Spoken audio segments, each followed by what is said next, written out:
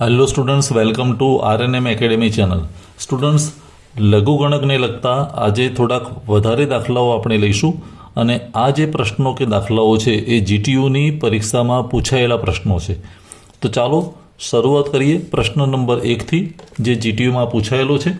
પ્રશ્ન નંબર 1, જેમાં title common છે. ટાઇટલ એવું આપેલું છે કે માગ્યા મુજબ જવાબ આપો.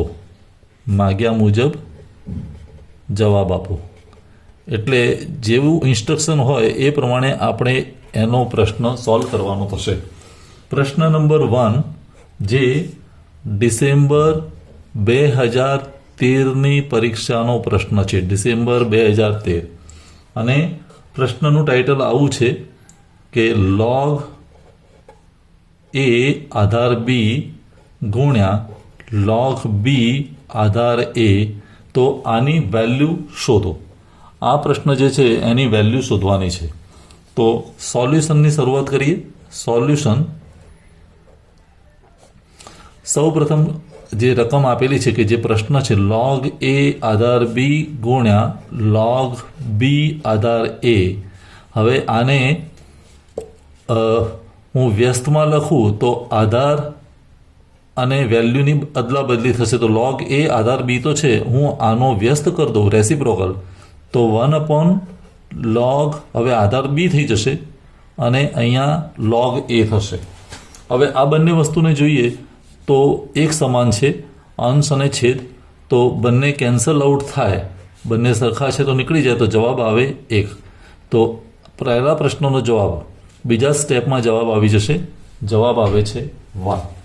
હવે એ રીતે એના પછીનો પ્રશ્ન લઈએ, જે ડિસેમ્બર 2013ની પરીક્ષાનો પ્રશ્ન છે. તો પ્રશ્ન નંબર 2, જે ડિસેમ્બર 2013ની એક્ઝામનો પ્રશ્ન છે અને પ્રશ્નનું ટાઇટલ આ પ્રમાણે છે: જો fx is equal two log x અને આધાર એનો આપેલો છે 2 અને gx ઇઝ ઇક્વલ ટુ એક બીજું ફંક્શન આપેલું છે gx is equal two x⁴ હોય તો, આવું હોય તો f પછી કાઉન્સની અંદર g2 એની વેલ્યુ શોધો. આ પ્રમાણેનો પ્રશ્ન છે. fx એટલે અહીંયા બે ફંક્શન છે, બે વિધેય છે, એક fx છે અને બીજું gx છે, અને ફાઇનલ આપણે વેલ્યુ શોધવાની છે વિધેયના વિધેયની, ફંક્શન એનો ફંક્શન. તો કઈ રીતે શોધી શકાય એનું સોલ્યુશન જોઈએ.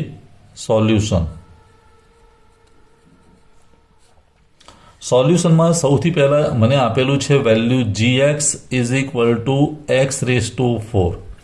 હવે gx is equal two x⁴, તો મારે તો પહેલાં વેલ્યુ જોઈએ છે g2ની, તો ધેરફોર gxની જગ્યાએ હું 2 લખી દઉં, તો g2 ઇઝ ઇક્વલ ટુ 2⁴. 2⁴ એટલે 16. એમ પણ કહી શકાય x is equal two 2⁴ is equal to 16. હવે વેલ્યુ જોઈએ છે fg2, એટલે fg2 એનો અર્થ કે fg2 એટલે તો 2⁴ છે, f2⁴, અને f2⁴ એનું સોલ્યુશન આ બાજુ બતાવું તો fx એટલે શું છે? log x base 2.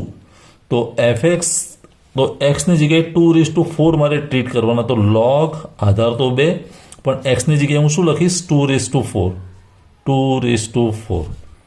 હવે ઘાતની ઘાત જે છે આગળ આવશે, તો 4 આગળ આવી જાય, log 2 બેઝ 2 અને log 2 એટલે 1, તો 4 multiplied by 1 is equal to 4.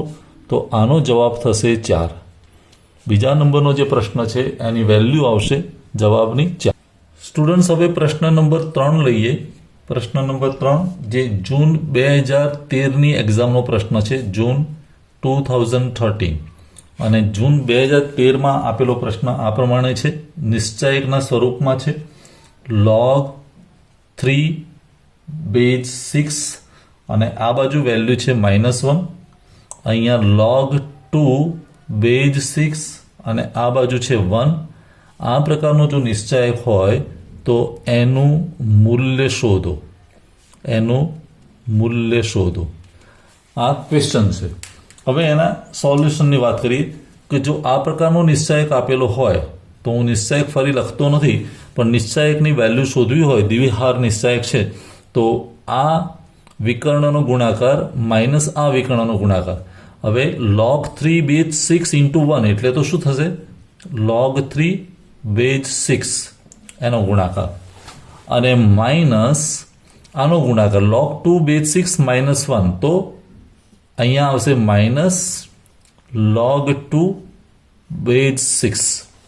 હવે માઇનસ માઇનસ પ્લસ થઈ જશે એટલે log 3 આધાર 6 પ્લસ log 2 આધાર 6.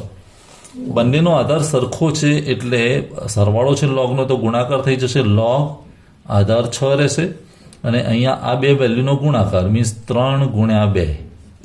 હવે 3 ગુણ્યા 2 એટલે તો 6, તો log અહીંયા 6 અને આધાર તો 6 હતો જ.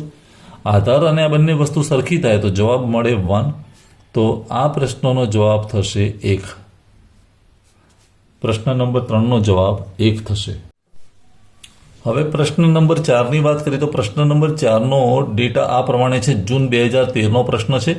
જો fx is equal two 2x minus log x base 2 હોય તો f2 શોધો.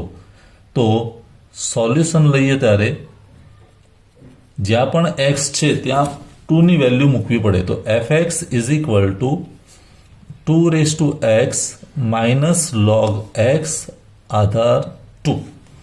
હવે f2, તો f2 કરીએ ત્યારે 2 જ્યાં પણ x છે ત્યાંની વેલ્યુ 2, અને માઇનસ log x એટલે 2 અને અહીંયા 2.